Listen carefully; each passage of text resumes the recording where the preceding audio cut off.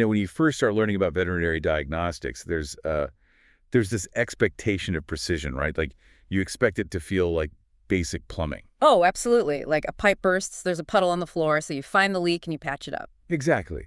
It's a very comforting, linear, cause and effect way of thinking when you're just starting out in vet school. Right. It's either broken or not broken. Yeah.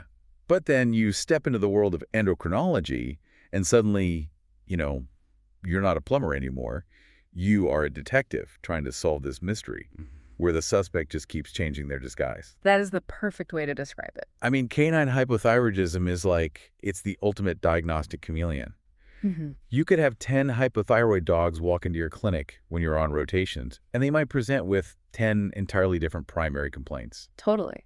Which is wild when you think about it. It is. So for you listeners out there getting ready for clinics or, studying for your board exams, our mission today is to go way beyond the basic textbook definition. We're looking at a really comprehensive clinical guide on hypothyroidism today, and we want to dissect the nuances of this disease. Yeah, because it is the most common endocrinopathy in dogs, but the diagnostics are incredibly tricky, and the presentations will absolutely trip you up if you aren't looking closely. Right. So, okay, let's unpack this. To really understand why Heichel disease mimics 100 other things in the exam room, we have to start by looking under the hood, right at the cellular level. We do, because fundamentally, hypothyroidism is a generalized decrease in cellular metabolic activity. Just everything slowing down. Everything. Yeah. Like every single cell in the dog's body is slowing down. And this happens because the thyroid gland just isn't producing enough of two really crucial hormones. And that's thyroxine, which we call T4, and tridodothyronine, or T3. Exactly, T4 and T3. I always visualize this. Tell me if this makes sense. I visualize this like a city's power grid. Oh, I like that. Yeah, it's not a sudden dramatic blackout where a transformer blows and everything just shuts off all at once. It's more like the city is slowly experiencing these brownouts. Right. The voltage drops sector by sector. Exactly. The street lights dim, the factories slow down, but the city keeps limping along for a really long time before anyone officially declares an emergency. That slow brownout is a brilliant way to picture the onset. And, in dogs, 95% of the time, the failure is localized right there at the power plant, which is the thyroid gland itself. Okay, so that's what we call primary hypothyroidism. Yes. The gland is physically being destroyed or it's being replaced by something else, which makes it less and less responsive to thyroid-stimulating hormone, or TSH. And TSH is the signal being sent by the pituitary gland to try and force the thyroid to work, right? Right. The pituitary is screaming at the thyroid, but the thyroid just can't respond. So what is actually tearing down the power plant? Why is the gland being destroyed in the first place? Well, there are two main culprits driving that 95% of primary cases. The first is lymphocytic thyroiditis. Okay, that sounds inflammatory. It is. It's a severe immune-mediated process. Basically, cytotoxic T cells infiltrate the gland and just initiate widespread inflammation. So the dog's body is literally attacking itself. Exactly. It's producing autoantibodies against its own thyroglobulin, which leads to the destruction of the thyrocytes, and eventually you get this severe scarring or parenchymal fibrosis. Wow. And because that is an inflammatory immune-mediated process, it's gradual, which totally accounts for the creeping onset of those clinical signs. Precisely. But what about the other primary cause? Because I know there's one that doesn't involve the immune system just, attacking the gland. Yeah, so the second common form is idiopathic thyroid atrophy. And in this scenario, we don't see that heavy inflammatory component at all. So what happens to the cells? The normal, healthy thyroid parenchyma is simply replaced by adipose tissue, just fat and connective tissue. The functional cells just slowly vanish. That is so strange. Yeah. So between the immune-mediated destruction and this fatty atrophy, you're accounting for almost every hypothyroid case a vet student will see in general practice. Yep, pretty much all of them. Secondary causes, like where the pituitary fails to secrete TSH or congenital forms, those are just exceedingly rare. Okay, so if we scan the waiting room, who is actually sitting there with this failing power grid? Because the classic demographic is, what, a middle-aged dog? Yeah, usually right around 7 years old on average. And while we tend to associate this with the larger breeds, your golden retrievers, Dobermans, Great Danes, it is heavily represented in smaller dogs too, right? Oh, absolutely. Miniature schnauzers, dachshunds, cocker spaniels, they're all frequent flyers for this disease. Right. But interestingly, though, if a cat walks into your clinic with these vague signs, you can almost entirely cross primary hypothyroidism off your differential list, right? Like, it's incredibly rare in felines. Oh yeah, almost non-existent naturally in cats. If a cat is hypothyroid, it's usually because we made them that way by treating their hyperthyroidism. Good point. Okay, so when one of those middle-aged golden retrievers finally gets into the exam room, the signs of that cellular brownout are going to be multisystemic. Definitely. We have the classic triad of symptoms, but then we have the really weird outliers. Let's start with the classics. Yeah. Because, owners will often tolerate a sleepy, chubby dog for a really long time, but the minute the coat starts falling out, they book an appointment. That is so true. The textbook presentation is lethargy, weight gain, and very specific dermatologic abnormalities. And the hair loss pattern is highly distinct, isn't it? It is. You will see bilateral symmetrical non-pruritic truncal alopecia in about 88% of these dogs. That's a mouthful. Let's break that down. Bilateral symmetrical. So hair loss on the trunk of the body that's identical on both sides. Right. And you also frequently see alopecia at points of increased friction. So the elbows, the ventral thorax, the tail, they get that classic rat tail look. Oh, yeah, the rat tail. Yeah, they lose their primary guard hairs, which leaves them with this short, dull, almost puppy-like coat that is super prone to flaking, or seborrhea. Wait, I'm confused about something here. You just said the classic alopecia is non-pruritic. Right, non-pruritic. Meaning it isn't itchy. Hmm. But any vet student who has done a dermatology rotation will tell you that owners constantly come in complaining that their hypothyroid dog is scratching itself raw. So, what am I missing? It's a really vital distinction to make, especially for board exams. The primary endocrine disease, the lack of thyroid hormone itself, does not cause itching. Okay. The hair simply falls out. However, if we connect this to the bigger picture, thyroid hormone is required for normal immune function. Oh, okay. Yeah, the lack of T4 physically depresses T cell function and humoral immunity, so the dog's skin barrier becomes severely compromised. I see. So because the immune system is essentially offline, the dog develops secondary bacterial pyoderma or Balasitsia yeast infection. Exactly. The dog is itching because of the yeast or the bacteria, not the thyroid. So the brownout basically took out the city's security system, letting opportunistic infections run rampant. And it's those secondary bugs that are intensely pruritic. Precisely. You have to treat the underlying endocrine disease to get the immune system back online, but you have to simultaneously treat the secondary itchy infection. That makes so much sense. What about the presentations that don't immediately screen thyroid? Because a bald, itchy golden retriever is one thing, but this disease can present in some truly bizarre ways. Oh, polyneuropathies are a major one. Really? Neurological stuff. Yeah, the decreased metabolic rate actually affects nerve conduction. So you might see generalized weakness or dragging up the toes, but you can also see cranial nerve involvement. Wait, like what?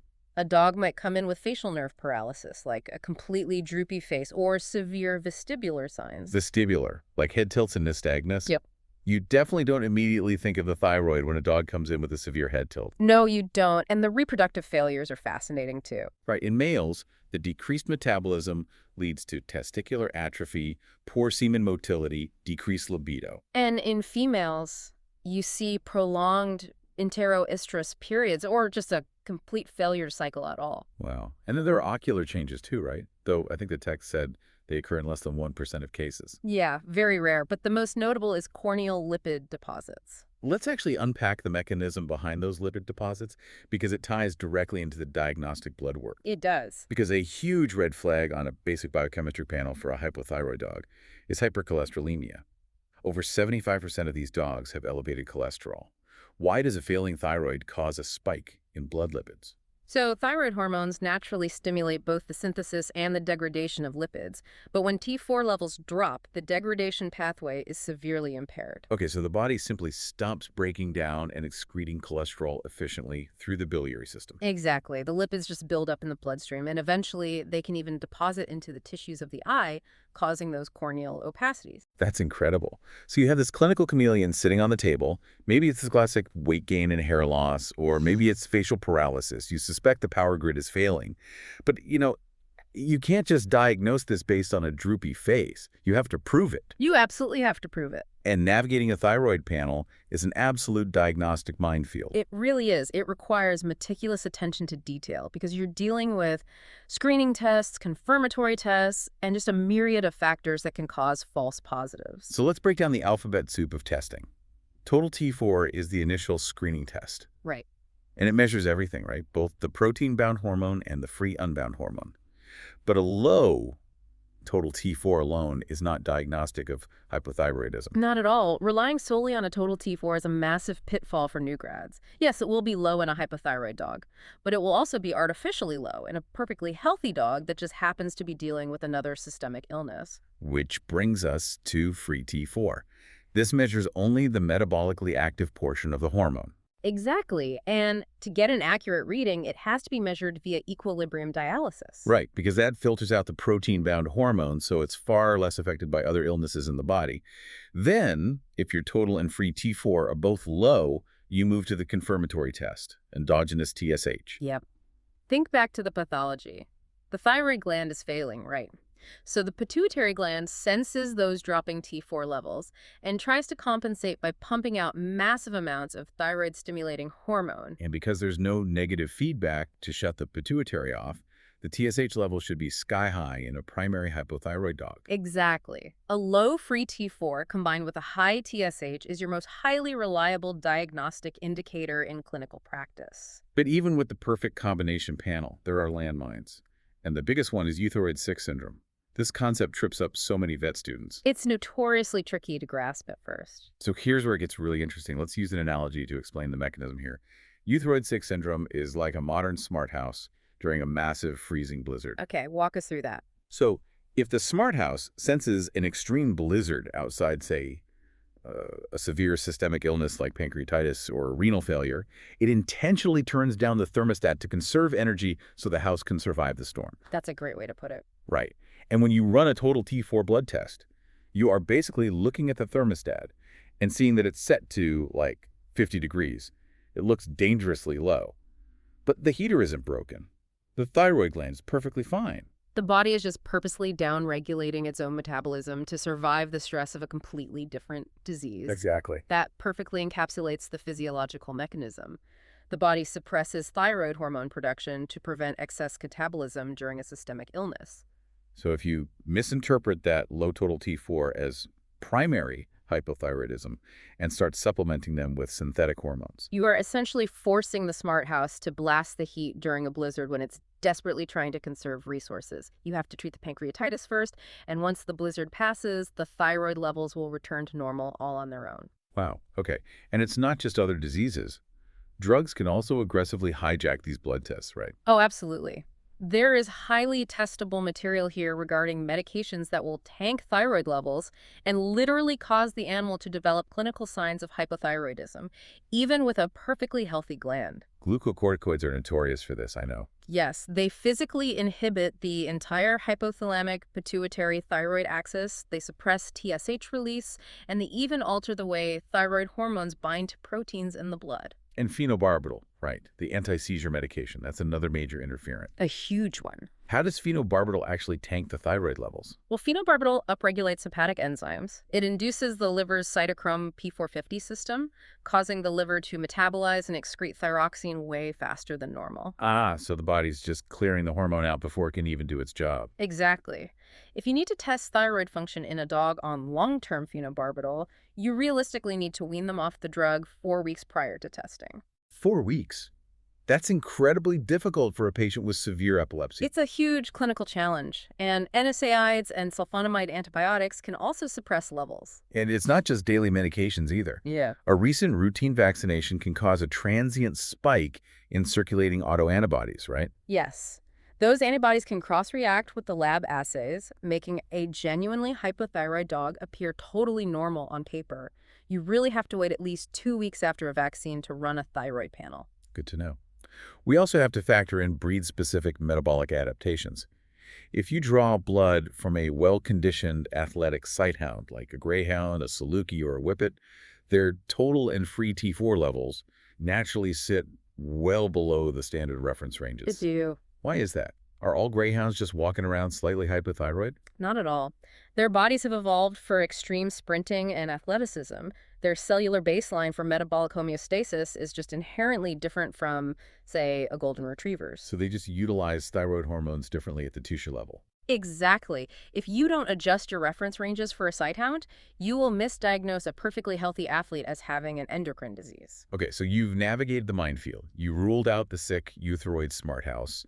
You checked their drug history. You waited 2 weeks after their rabies vaccine. You adjusted for breed. And you definitively diagnosed primary hypothyroidism.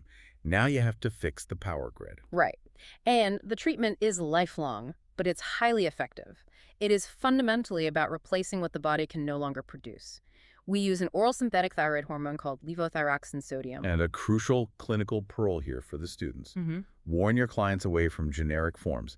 There is a massive variability in the bioavailability of generic levothyroxine. You really want them on a consistent brand name product. That is so important to stress to owners, and the standard starting dose is 0.02 milligrams per kilogram given orally every 12 hours. Which, by the way, that dose is going to shock human pharmacists. Right. Oh, it terrifies them. Dog doses for levothyroxine far exceed the doses used for human patients. A human pharmacist will frequently call your clinic totally alarmed, assuming you made a decimal error. So you just have to explain the mechanism to them. Dogs have a much lower intestinal absorption rate for levothyroxine and a significantly faster rate of biliary excretion. Right. The half-life of T4 in a dog is much shorter, so they require massive doses compared to humans just to reach therapeutic levels. What about drug interactions once they're actually taking the pill at home? GI protectants are a big one to watch out for. If a dog is taking sucralfate for an ulcer, the sucralfate physically binds to the levothyroxine in the gastrointestinal tract, completely preventing its absorption. Oh, wow. So you have to stagger them. Yes, you must separate the administration of those two drugs by at least 2 hours. There are also special cases where you do not want to jump right into that full standard dose, right? Right. If you have a patient with concurrent cardiac disease, renal disease, or diabetes, you have to start slow. Extremely slow. The recommendation is to start at just 25% of the normal dose and titrate up over a period of 3 months. The logic there is purely mechanical, isn't it? It is. If you rush a full dose of levothyroxine into a dog with a compromised heart, you are dramatically and suddenly spiking their metabolic rate. This sharply increases myocardial oxygen demand and overall cardiac output. So you could push a stable heart patient straight into congestive heart failure simply by fixing their thyroid too quickly. Exactly. You have to ease the power grid back on. Okay, so once they are safely on medication, we monitor them by checking their blood exactly 6 weeks after starting therapy. And you have to draw that blood exactly 6 hours post-pill. The goal is for the total T4 to sit in the high normal range. Yep, that's the monitoring protocol. But from a client communication standpoint, the owner doesn't really care about the high normal range. They just want to know when their dog is going to act like a puppy again. What timeline do you give them? Managing expectations here saves you from so many frantic phone calls. The metabolic brownout reverses in stages. Within just 1 week, the dog's attitude and energy levels will noticeably improve. Okay, 1 week for energy. Right. And if they have neurological signs, those begin to resolve over a few weeks. But the dermatologic abnormalities, the baldness, the dull coat, that takes the absolute longest. Because hair takes time to grow. Exactly. It can take up to 3 months for complete hair regrowth as the old follicles shed and new ones enter the active growth phase. So for the vet students listening, the ultimate takeaway is that canine hypothyroidism forces you to be a comprehensive clinical detective. You cannot just glance at a low total T4 on a lab report and grab your prescription pad. You really can't. You have to evaluate the entire patient. You have to explain the mechanism of their itchy skin to the owner. You have to account for their breed's natural metabolic state, check their medication history for hepatic enzyme inducers, and manage the client's expectations for a slow structural recovery. It demands a total synthesis of pathology and pharmacology. And, looking closely at the diagnostic section of the literature, this raises an important question about where veterinary medicine goes from here. Ooh, okay. What stands out to you? Well, the literature emphasizes the presence of anti-T4 autoantibodies in dogs with lymphocytic thyroiditis. In the early stages of the disease, when the immune system is actively destroying the gland, these specific autoantibodies can cross-react with our standard laboratory assays. Wait, meaning they falsely elevate the total T4 reading? Exactly. So the immune system's own weapons are literally tricking the blood test into looking completely normal. Yes, it makes a dog whose thyroid is actively failing appear completely healthy on paper. It masks the ongoing destruction of their gland, delaying the diagnosis for months or even years. That is wild. And it forces us to rethink our entire approach to endocrinology. Right now, our strategy is purely reactive. We wait for the immune system to completely obliterate the thyroid gland. We wait for the power grid to fail entirely. And only then do we step in and prescribe a pill to replace the missing hormones for the rest of the dog's life. Wow. That is a profound thought to leave off on.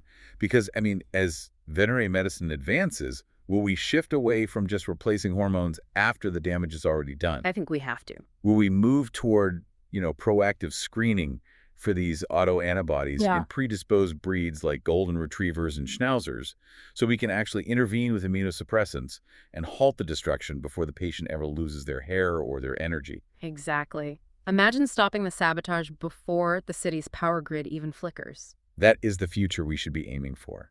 Well, thank you all for joining us on this deep dive into canine hypothyroidism. Keep asking those hard questions, look past the initial lab results, and good luck out there in the clinics. We will catch you next time.